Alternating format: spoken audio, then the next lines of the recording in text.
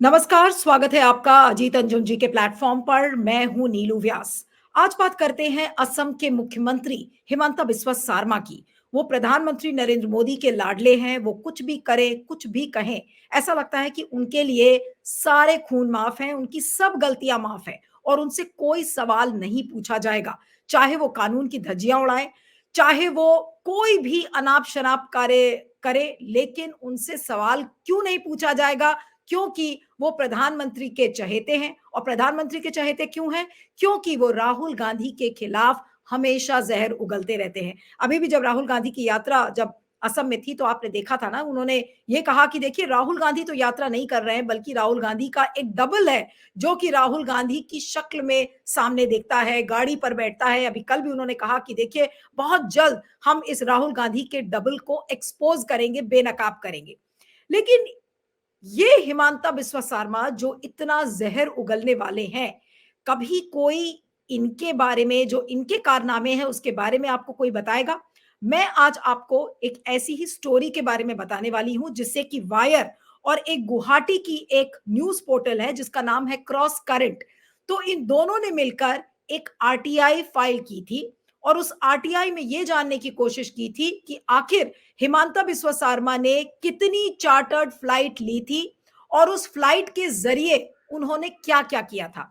मोटा मोटा अगर मैं आपको बताऊं तो उन्होंने चार्टर्ड फ्लाइट ली, राज्य सरकार के जो टैक्स पेयर का पैसा है उसका बेजा इस्तेमाल किया, उससे चार्टर्ड फ्लाइट करी, उससे अपने पार्टी के फंक्शंस उन्होंने अटेंड किए और साथ में जिन जिन जगह पर चुनाव हो रहा था, यानी कि बाई इलेक्शंस थे, उन जगह पर उन्होंने उस हेलीकॉप्टर को इस्तेमाल किया है, जो कि मॉडल कोड ऑफ कॉन्डक्ट, अगर जो चुनाव आयोग के जो नियम और कानून है, जो गाइडलाइंस बनी होती है मॉडल कोड ऑफ कॉन्डक्ट के खिलाफ, वो एक साफ उल्लंघन है। लेकिन हिमांता बिस्वा शर्मा से तो कोई पूछेगा नहीं। और मैं अगर आपको चुनाव आयोग के रूल्स की मैं अगर बात कराऊं, तो जो जिस तरीके के डिटेल्स आरटीआई में आए हैं, वो डिटेल्स पर मैं बाद में आऊंगी। लेकिन उन्होंने आरटीआई का उल्लंघन किया है, क्योंकि उनके बारे में जब आरटीआई से पूछताछ करने की कोशिश की गई थी तो असम टूरिज्म डेवलपमेंट कॉर्पोरेशन ने आरटीआई का जवाब, 3 महीने हो गए हैं, उन किसी को मिला नहीं है। तो ये आरटीआई रूल्स का उल्लंघन है। इलेक्शन कोड ऑफ कॉन्डक्ट की मैं बात कर रही थी, तो as per clause 7A of the Election Commission model code of conduct, जो मिनिस्टर्स होते हैं, चाहे वो मिनिस्टर हो चाहे चीफ मिनिस्टर हो, वो इलेक्शन के काम में अपनी ऑफिशियल विजिट को वो मिक्स नहीं कर सकता। लेकिन ये काम धड़ल्ले से हिमांता बिस्वा शर्मा ने किया है। और आज जो वायर ने और क्रॉस करंट ने मिलकर जो एक पूरी स्टोरी गढ़ी है, वो इसी के डिटेल्स हैं कि किन किन जगह पर कैसे कैसे हिमांता बिस्वा शर्मा ने चार्टर्ड फ्लाइट की है, राज्य सरकार के पैसों की धज्जियां उड़ाई हैं, कानून का उल्लंघन किया है। लेकिन उनसे सवाल तो कोई पूछेगा नहीं।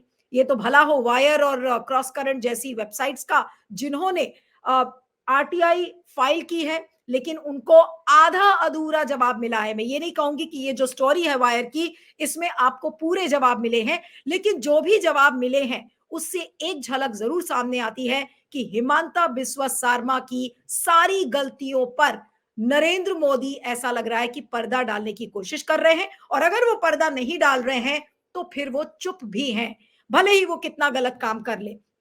अब मैंने आपको जो नियम और कानून बताए कि कैसे इलेक्शन कोड ऑफ कॉन्डक्ट का उन्होंने किस तरह से उनकी धज्जियां उड़ाई हैं, क्योंकि उन्होंने जो चार्टर्ड फ्लाइट्स ली हैं, वायर की स्टोरी के मुताबिक उन्होंने करोड़ों रुपए सिर्फ हेलीकॉप्टर को हायर करने में, यानी कि हेलीकॉप्टर को किराए पर उठाया है, करोड़ों रुपए टैक्स पेयर का उसमें इस्तेमाल किया है।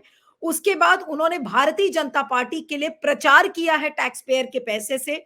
उन्होंने टैक्स पेयर के पैसे से उन्हीं चार्टर्ड फ्लाइट्स के जरिए शादियां भी अटेंड की हैं। और ये केवल असम की बात नहीं है, असम के बाहर भी ऐसे कई राज्यों के एग्जाम्पल्स हैं इस वायर की स्टोरी में, जिससे कि आपको पता चलेगा कि टैक्स पेयर के पैसे से हिमांता बिस्वा शर्मा असम में तो घूम ही रहे थे अपने पार्टी के चुनाव के काम से, लेकिन वो राज्य के बाहर भी गए हैं। और अब एक एक करके मैं आपको उसका डिटेल बताती हूं। जो सबसे पहला जो पैराग्राफ है वायर की स्टोरी का, वो मैं आपको पढ़ के बताना चाहती हूं, ताकि मोटा मोटा आपको पता चल जाए कि वायर क्या कहने की कोशिश कर रहा है। RTI requests filed by the cross current on August 26, 2022, यानी कि ये आरटीआई 2022 अगस्त 26 को ये फाइल की गई थी और उसी से ये पता चला है Sarma hired chartered planes with taxpayers' money to attend a number of weddings. Apart from party meetings, no government is supposed to spend any public funds on non-official work. अब यहाँ पर non-official work को समझने की जरूरत है. Non-official work में party का प्रचार और प्रसार नहीं उसमें शामिल किया जाता. प्राइवेट मेंबर्स की पार्टीज अगर आप अटेंड कर रहे हैं, यानी कि जैसे कि उन्होंने शादियां अटेंड की हैं, वो इसमें शामिल नहीं है, तो ये एक तरीके से सीधा साधा उल्लंघन किया है. अब हम आगे बढ़ते हैं. वायर की स्टोरी में यह भी कहा गया है कि जो राज्य सरकार का जनरल एडमिनिस्ट्रेशन है उसने आरटीआई की रिप्लाई को रिस्पॉन्ड नहीं किया था और आधी अधूरी इंफॉर्मेशन दी गई थी. तो अब न्यूज ऑर्गेनाइजेशंस क्या करेंगे? उन्होंने असम डेवलपमेंट टूरिज्म कॉर्पोरेशन का सहारा लिया, उसने भी रिप्लाई नहीं दिया. लेकिन आधी अधूरी जो आरटीआई रिप्लाईज सामने आई हैं उससे यह पता चला है. अब आपको एक एक करके बताते हैं. मैं अब वो डेट पर चलती हूं कि जो पहला जो आरटीआई का रिप्लाई आया है उसमें यह पता चला है कि Sarma used a state's exchequer funded helicopter on October 17, 2021, यानी कि 2021 17 अक्टूबर को हिमांता बिस्वा सारमा गुवाहाटी से तामुलपुर गए थे और वहां से वापस भी आए थे. और उस दिन सारमा क्या कर रहे थे? उस दिन सारमा जी ने कैंपेन किया था, यानी कि प्रचार किया था बीजेपी के एक घटक दल है जिस पार्टी का नाम है यूनाइटेड पीपल्स पार्टी लिबरल, जोलेन दाइमारी उस कैंडिडेट का नाम है, जिसके लिए वो बाई इलेक्शन था तामुलपुर में और उसके लिए वो कैंपेन करने गए थे. टैक्स पेयर का पैसा, राज्य सरकार के पैसों का इस्तेमाल पार्टी के प्रचार और प्रसार से किया जा रहा है. ये पहला एग्जाम्पल आपको मैंने बताया. अब आगे चलते हैं. उसके ठीक अगले दिन यानी कि October 18, 2021, 2021 में ही ये चीज सामने आई है. Sarma again used a helicopter paid for by the state government to travel from Guwahati to Gossaigaon. ये दूसरी जगह है, गोसाईगांव वो गए थे. And that day he attended a memorial meeting there to pay tribute to Justin Lakra, founding president of all Adivasi student association, यानी कि Justin लाकरा को वो श्रद्धांजलि देने के लिए गए थे. साथ में उन्होंने काटी बिहू का जो फेस्टिवल वहां पर होता है, जो त्योहार होता है, उसको भी अटेंड किया. अब आगे चलिए. October 19 अक्टूबर 2021 को इस चीज को कंफर्म किया गया है. अगर हिमांता बिस्वा सारमा के सोशल हैंडल्स को खंगाला गया है उस दिन का, यानी कि October 19, 2021 को अगर आप हिमांता बिस्वा सारमा के सोशल मीडिया हैंडल्स को देखें तो ये चीज आपको साफ प्रूव हो जाएगी कि वो यूनाइटेड पीपल्स पार्टी लिबरल कैंडिडेट के लिए वो गोसाईगांव में प्रचार कर रहे थे. अब आगे चलते हैं. 30 अक्टूबर, ये एक और तारीख है, 30 अक्टूबर 2021 में बाई इलेक्शंस हुए थे. उपचुनाव हुआ था. कहां कहां? 3-4 जगह हुए थे. थाउरा, मरियानी, भवानीपुर, ये सब असेंबली कंस्टिट्यूएंसीज है असम की, जहां पर हिमांता ने हेलीकॉप्टर्स का इस्तेमाल किया है पार्टी के लिए जाने के लिए. लेकिन इस बात का भी खुलासा नहीं है कि उसकी फंडिंग किसने की है, क्योंकि वायर की स्टोरी ये बहुत क्लियरली ये कह रही है कि it is unclear who funded them since the state's general administration department has not provided any information. यानी कि जिस तरीके से आरटीआई डिपार्टमेंट को स्टेट कमिश्नर इंफॉर्मेशन कमिश्नर को इंफॉर्मेशन देनी चाहिए, इस केस में इंफॉर्मेशन नहीं मिली है. अब आपको आगे चलते हैं, एक और डेट के बारे में बताते हैं. फरवरी 16, 2022 को बीजेपी के जो कैंडिडेट थे भुवन गाम, इन्होंने नॉमिनेशन पेपर अपना फाइल किया था माजुली से लड़ने के लिए. आपको याद होगा माजुली से जो पूर्व मुख्यमंत्री थे सर्बानंद सोनोवाल, उनकी सीट खाली हुई थी और वो उनको क्योंकि राज्यसभा भेज दिया गया था, तो उनके लिए मुख्यमंत्री हिमांता बिस्वा सारमा कैंपेन करने के लिए गए थे और माजुली वहां पर उन्होंने हेलीकॉप्टर का इस्तेमाल किया. ये भी एक डेट साफ दिखती है. अब हम आगे चलते हैं. आपको मैंने बताया था कि खाली असम में नहीं है, असम के बाहर भी हिमांता बिस्वा सारमा गए हैं. तो अब आउट ऑफ असम, ये एक हेडलाइन है वायर के स्टोरी की. अब वहां पर चलते हैं कि किस तरीके से कहां कहां हिमांता बिस्वा सारमा ने बेजा इस्तेमाल राज्य सरकारों के और टैक्स पेयर का इस्तेमाल किया है पैसा. विजय संकल्प रोड शो उन्होंने किया था. उसके बाद दिल्ली के एमसीडी चुनाव में भी वो नजर आए थे. उसके बाद आगे चलते हैं. 30 जनवरी 2023 की एक डेट है जिसमें कि वायर की स्टोरी ये साफ-साफ कह रही है कि Sarma once again used a state government financed chartered flight to be in Tripura, where he was seen attending the filing of the nomination papers in Bardauli constituency by his party colleague and Chief Minister Manik Saha. यानी कि असम के बाहर वो त्रिपुरा में गए थे. Date आपको फिर से रिपीट कर रही हूं, 30 जनवरी 2023. अब सारमा के बारे में क्या कहा जाता है? सारमा को ये माना जाता है कि वो बीजेपी से बहुत ज्यादा क्लोज है and he is often seen as the BJP's regional leaders, जो कि और नॉमिनेशन पेपर्स वो फाइल जब कर रहे थे वहां पर वो सामने नजर आए थे. और इसके अलावा वो अभी कर्नाटक में नजर आए थे, छत्तीसगढ़ में नजर आए थे, राजस्थान में नजर आए, तेलंगाना में नजर आए, हर जगह हिमांता बिस्वा शर्मा, क्योंकि वो बीजेपी के स्टार प्रचारक है तो वो हर जगह जाते हैं. लेकिन इस आरटीआई के जरिए जो मैं आपको कुछ तारीखें आपको बताई हैं जो कि आरटीआई से मिली है, उससे साफ झलकता है कि टैक्स पेयर का इस्तेमाल किया जाता है. हेलीकॉप्टर को किराए पर उठाने के लिए उसकी फंडिंग कौन करता है इसके बारे में नहीं पता है, लेकिन साथ ही साथ वो प्रचार और प्रसार भी पार्टी का करते हैं, स्टेट गवर्नमेंट्स के फंक्शंस भी अटेंड करते हैं, यहां तक कि शादी भी अटेंड करते हैं. तो आप देख सकते हैं कि किस तरीके से उन्होंने बेजा इस्तेमाल टैक्स पेयर के पैसे का किया है. लेकिन उनसे सवाल कौन पूछेगा? प्रधानमंत्री तो अगर उनको पता भी होगा तो वो उसको छुपाने की कोशिश करेंगे. प्रधानमंत्री ये बताने की कोशिश करते हैं कि हिमांता बिस्वा शर्मा से अच्छा तो मुख्यमंत्री उनके लिए कोई है ही नहीं. अब एक और हेडलाइन है जो कि मैंने आपको बताया था कि किस तरीके से उन्होंने शादियां अटेंड की हैं, तो उसकी एक अलग सब हेडिंग वायर की स्टोरी में बनी हुई है कि he attended weddings in chartered flights. The dates भी उसकी मेंशन्ड है. The dates mentioned in the RTI replies on which the state government had chartered planes and helicopters also show that Sarma had used the state exchequer's money to attend as many as 5 weddings. यानी कि ये 2-3 सालों में 5-6 ऐसे शादी के functions हैं जो कि उन्होंने अटेंड किए हैं. अब और आगे चलते हैं. नागालैंड भी वो गए हैं. इसके अलावा कई डेट्स हैं जहां पर कि उन्होंने इस तरीके से ट्रैवल किया है राज्य के बाहर. अब मैं आपको, हाँ, अब ये किसकी किसकी शादी है उसके भी कहीं पर डेट्स हैं और उनके ट्वीट्स को भी लगाया गया है डेट्स के हिसाब से. Happy to attend the wedding ceremony of honourable MLA Shri Siddhartha Bhattacharya beloved daughter Gargi and bless her. My best wishes for her conjugal life. और उनके ट्विटर हैंडल से इस चीज को कंफर्म किया है Himanta Biswa Sarma. Then glad to attend the wedding ceremony of former ABUSU leader Shri Maneshwar Daimairi with Champa Bodo at Khargaon in Kokrajhar. अब ये फिर वापस में जो उन शादी के फंक्शंस जो उन्होंने अटेंड किए थे ये उसके डिटेल्स हैं.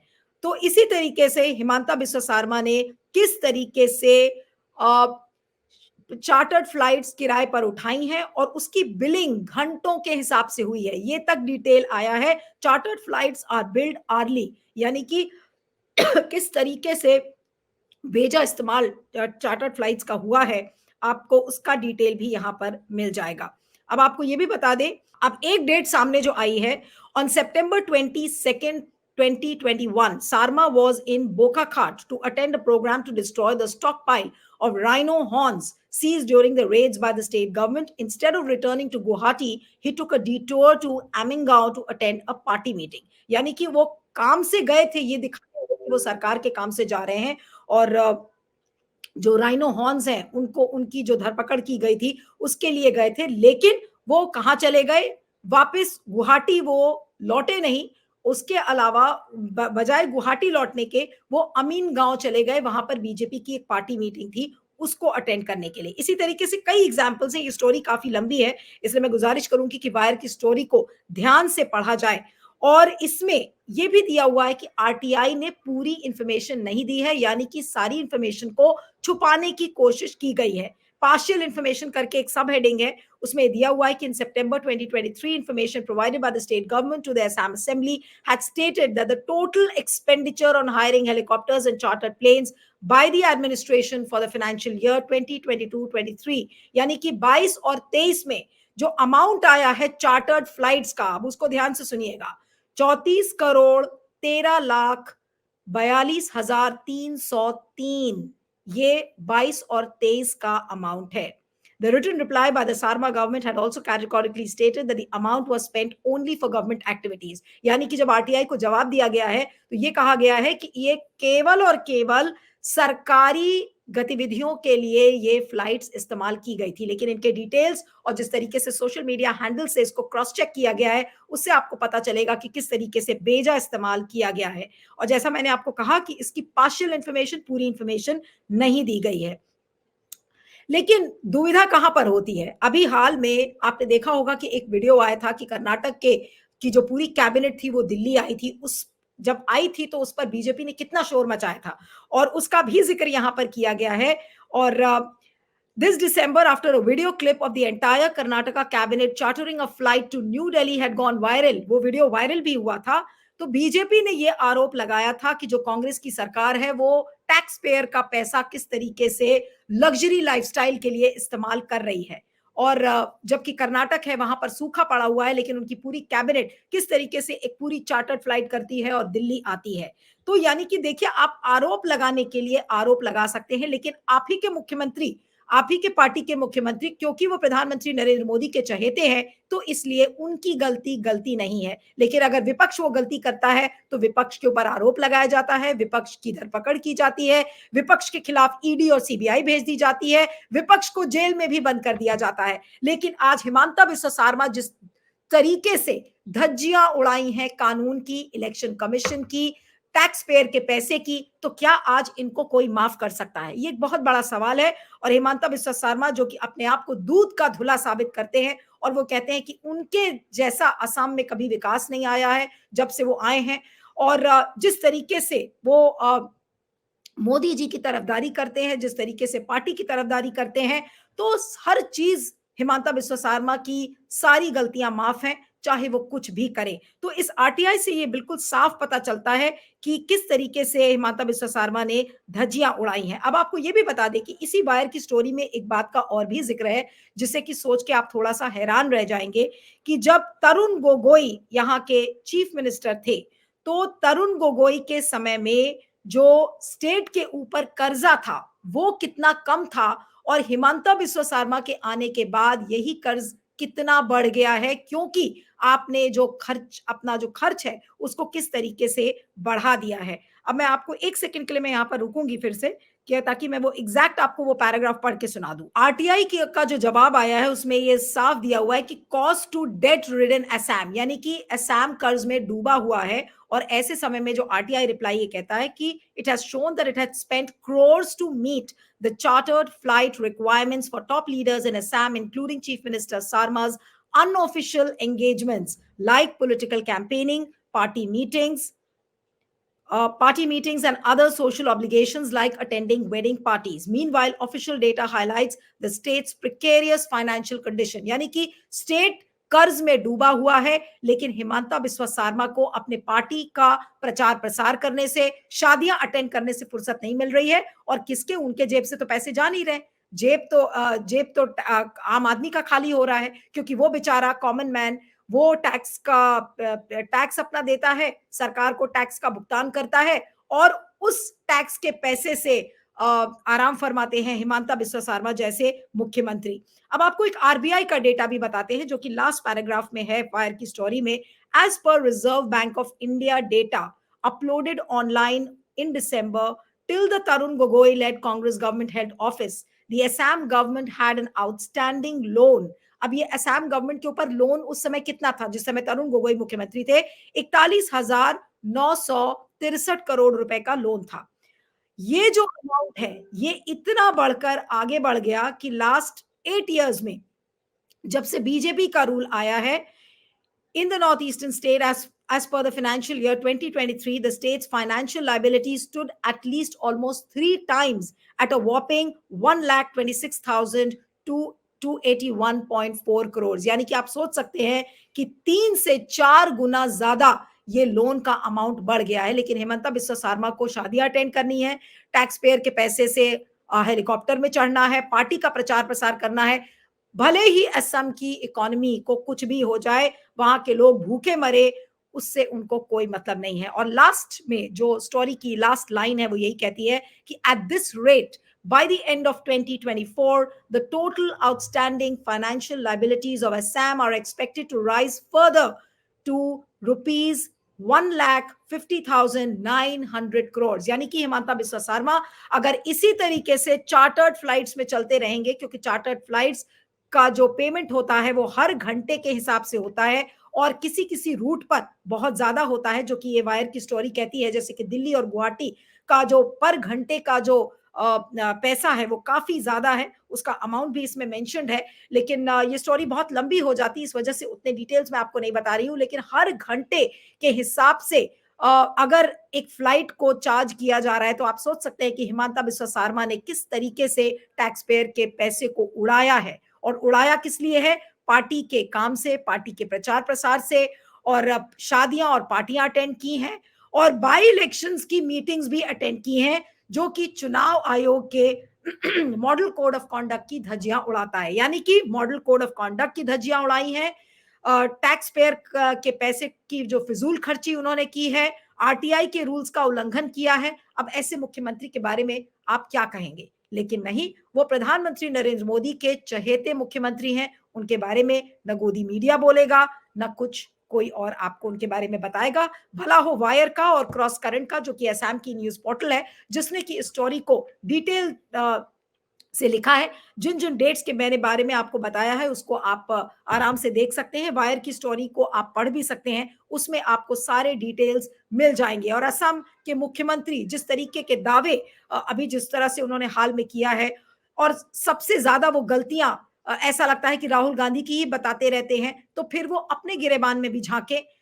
और सोचे कि आखिर वो क्या कर रहे हैं। ऐसा तो नहीं कि वो कोई गलती कर नहीं रहे हैं, लेकिन अपने आप को वो पाक साफ बताते हैं, विपक्ष को हमेशा वो गलत बताते हैं। तो आज अंत में प्रधानमंत्री नरेंद्र मोदी से ही मेरा सवाल है कि आप अपने मुख्यमंत्री, चहेते मुख्यमंत्री से कम बुलाकर पूछिए कि भाई आप क्या कर रहे हो, राज्य सरकार के पैसों का प्रचार प्रसार, पार्टी का आप कर जो टैक्स पेयर का पैसा है उससे आप क्यों कर रहे हो? इस तरीके से कानून की धज्जियां क्यों उड़ा रहे हो? क्या आपको इसकी सजा नहीं मिलनी चाहिए हिमांता बिस्वा शर्मा? मुझे प्रधानमंत्री नरेंद्र मोदी के कोई भी एक्शन का मुझे इंतजार रहेगा। आप बने रहिएगा हमारे साथ अजीत अंजुम के प्लेटफॉर्म पर। Thank you.